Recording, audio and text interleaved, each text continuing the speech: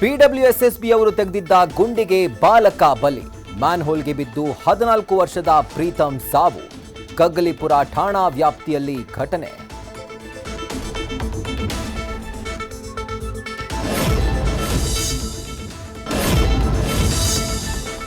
CJ ರಾಯ್ಗೆ ಕಣ್ಣೀರ ವಿದಾಯ ಹೇಳಿದ ಕುಟುಂಬಸ್ಥರು. ಡೆತ್ ನೋಟ್ನಲ್ಲಿ ಹಲವು ವಿಚಾರ ಉಲ್ಲೇಖಿಸಿದ ರಾಯ್.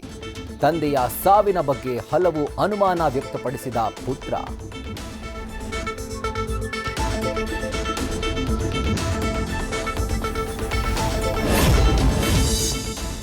ಬೈಕ್ ಟ್ಯಾಕ್ಸಿಗೆ ಅನುಮತಿ ಕೊಟ್ಟ ಹೈಕೋರ್ಟ್. ಸುಪ್ರೀಂ ಕೋರ್ಟ್ಗೆ ಮೇಲ್ಮನವಿ ಸಲ್ಲಿಸಲು ಡೆಡ್ಲೈನ್.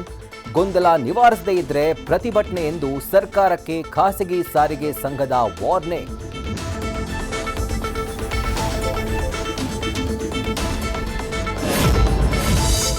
ವಿತ್ತ ಸಚಿವೆ ನಿರ್ಮಲಾ ಸೀತಾರಾಮನ್ ಅವರಿಂದ 9ನೇ ಬಜೆಟ್ ಮಂಡನೆ.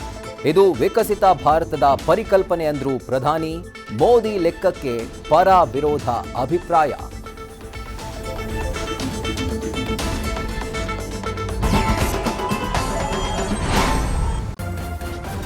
ನ್ಯೂಸ್ ಫಸ್ಟ್ ನಿರ್ಭೀತಿಯಿಂದ ನಿಮ್ಮ ಪರವಾಗಿ.